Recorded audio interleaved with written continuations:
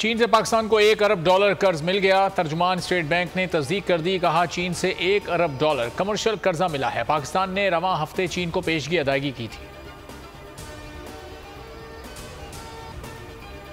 वजीर खजाना इसहाक डार बहुत मेहनत कर रहे हैं, उन पर तनकीद करने वालों को पार्टी में रहने का कोई हक नहीं है। शहबाज शरीफ कहते हैं IMF के पास हमारे सींग फंसे हुए हैं, शराइत पूरी करने के लिए हम उल्टे सीधे तक हो गए।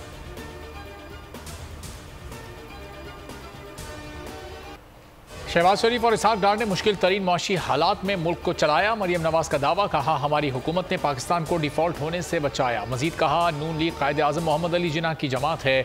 जिन्ना के जाने के बाद नवाज शरीफ ने मुस्लिम लीग को अवामी जमात बनाया। नवाज शरीफ ही जदीद पाकिस्तान के बानी हैं।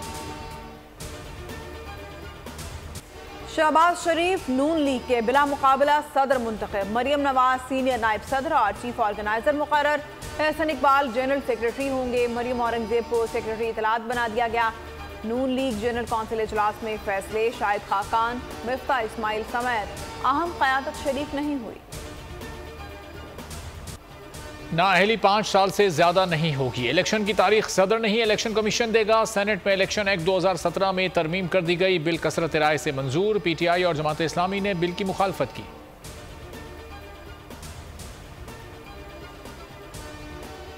एजेंडा आता है तो पहले ही ये समझ आ जाती है कि ये कानून जो है ये अब इन्होंने बुलडोज करना। मार्शल लॉ लगा 1977 में, तो उस वक्त के सदर ज़ियाउल हक ने ये इख्तियार अपने पास रखने के लिए एक ऑर्डिनेंस के जरिए जो जनरल इलेक्शंस हैं उनकी डेट जो है वो प्रेसिडेंट देंगे।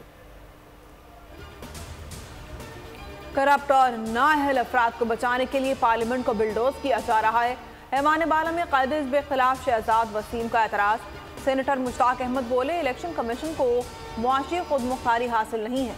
वजीर कानून आजम नजीर तारड़ ने कहा तारीख का इख्तियार ज़ियाउल हक ने इलेक्शन कमीशन से लेकर सदर को दिया था।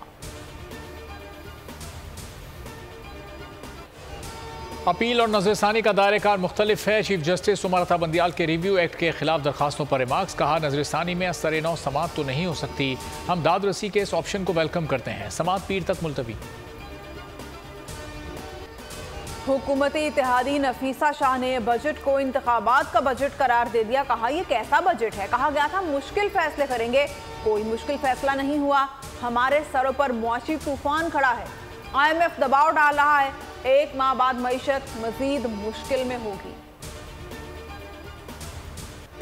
विफाकी बजट के बाद पहले हफ्ते ही महंगाई में इजाफा। दाल, माश, दही, दूध और लहसुन की कीमतें बढ़ी। इदारे शुमारियात के मुताबिक चीनी 4.24, आटा 1.79% महंगा हुआ।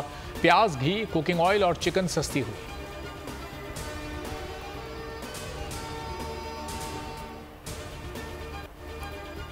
मेयर कराची के इलेक्शन के खिलाफ जमात इस्लामी का मुल्क गिर यौम सियाह। सखर प्रेस क्लब के सामने मुजाहिरा। लाड़कान और कश्मीर में एहतजाज। बहावलनगर में रैली। फैसलाबाद में भी मुजाहिरा। सादिकाबाद में इलेक्शन नामंजूर के नारे।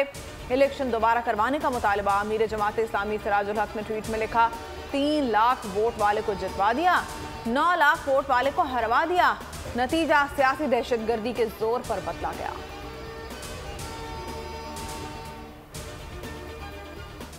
अभी से नहीं, जब से ये असेंबली बनी है 5 साल से मैं उसको देख रहा हूँ। PTI को जब यह मुसरत किया गया तो इनके अंदर बड़ी शदीद किस्म की ग्रुपिंग है, शदीद ग्रुपिंग।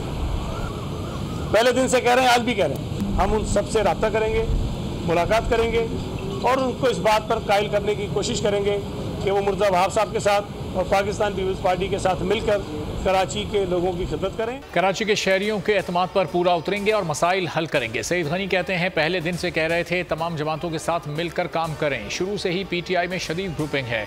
शर्जील मेमन का असेंबली में खिताब। कहा चाहते हैं नफरत की सियासत खत्म की जाए। विफाक की जिम्मेदारी है सिंध से किए वादे पूरे करें। तोशाखाना इंक्वायरी में नैब का दायरा इख्तियार चैलेंज। ज़राए के मुताबिक चेयरमैन PTI ने नैब को तहरीरी जवाब जमा करा दिया। जवाब में लिखा नए कानून के मुताबिक 50 करोड़ रकम से कम के केस पर नैब का इख्तियार नहीं है।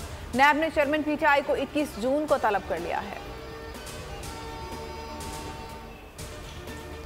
190 मिलियन पाउंड स्कैंडल। नैब ने बुशरा बीबी का स्टेटस गवाह से बदल कर मुल्जिमा कर दिया। 22 जून को बतौर मुल्जिमा पेश होने की हिदायत। साबका नोटिस में उन्हें बतौर गवाह तलब किया गया था।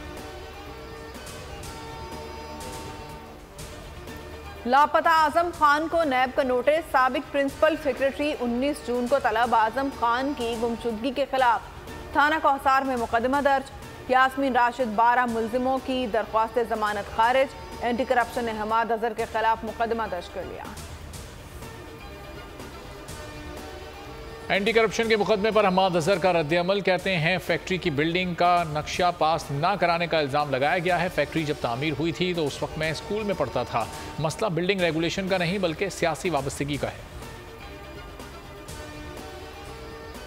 पिछले 1 साल से पार्टी लीडरों के कोई मुखालफ जरीले प्रोपेगेंडे को सुन रहा था, जिसका अमली नमूना 9 मई के वाक़यात में रोनुमा हुआ। हमारे बच्चे का मुस्तकबिल तबाह हो गया है। हम तमाम नौजवानों और उनके वालिदैन से ये इल्तिजा करते हैं कि इस किस्म के झूठे सियासी मनफी प्रोपेगेंडे से होशियार रहें। 9 मई को बलोच रेजिमेंट सेंटर पर हमला। शरपसंद मोहम्मद फैसल पर उसकी अपनी ही फैमिली की मजम्मत। भाई ने ब्रेन वॉशिंग का जिम्मेदार चेयरमैन पीटीआई को करार दे दिया। सोहेल अब्बास का कहना है भाई ने जो कुछ किया उस पर बहुत अफसोस है। नौजवान मुल्क के खिलाफ मनफी प्रोपेगेंडे से होशियार रहें। समुद्री तूफान बिपरजॉय का जोर टूट गया। महकमा मौसमियात के मुताबिक सिंध की साहिली पट्टी को अब कोई खतरा नहीं। मुख्तलिफ शहरों की इंतजामिया ने सूरत हाल इत्मीनान बख्श करार दे दी। केडी बंदर पर मछेरों की बड़ी तादाद मछलियां पकड़ने जा पहुंची। साहिली इलाकों में मुतासरीन की वापसी शुरू हो गई। बिपरजॉय भारतीय गुजरात से टकरा गया। साहिली इलाकों में तूफानी बारिशें और तेज हवाएं। मवासलाती निज़ाम धरम भरम। हजारों अफराद बिजली से महरूम। 2 अफराद हलाक। 22 जख्मी। 1 लाख की नकले मकानी। हजारों अफराद ताहाल महसूस। हाइब्रिड मॉडल की मंजूरी में कामयाब हुए। भारत का एशियन क्रिकेट काउंसिल में राज था। पाकिस्तान को एग्जीक्यूटिव कमेटी से भी बाहर रखा गया था। नजम सेठी की news conference. Asian cricket council में अपने मौक़िफ़ की जीत के लिए बड़ी जंग लड़ी। आखिरकार पाकिस्तान 15 साल बाद किसी बड़े टूर्नामेंट की मेज़बानी करने जा रहा है। जादू बयां और हर दिल अजीज तारिक अजीज। नामवर कॉम्पेयर, सदाकार और फनकार तारिक अजीज की आज 3री बरसी है।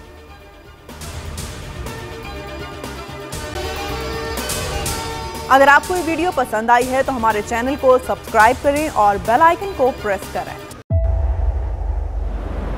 तेज हवाएं, समुद्री तूफान के खतरा, लेकिन इन सभी मुश्किलात से निपटते बोल निभा रहा है अपने सहाफती फराइज।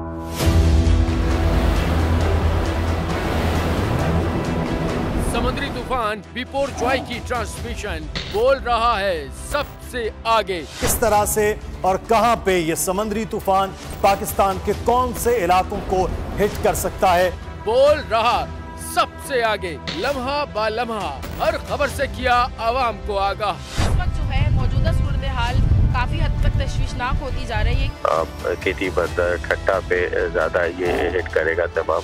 57% आवाम ने देखा बोल की स्क्रीन पर, क्योंकि बोल है सबसे पहले सबसे आगे।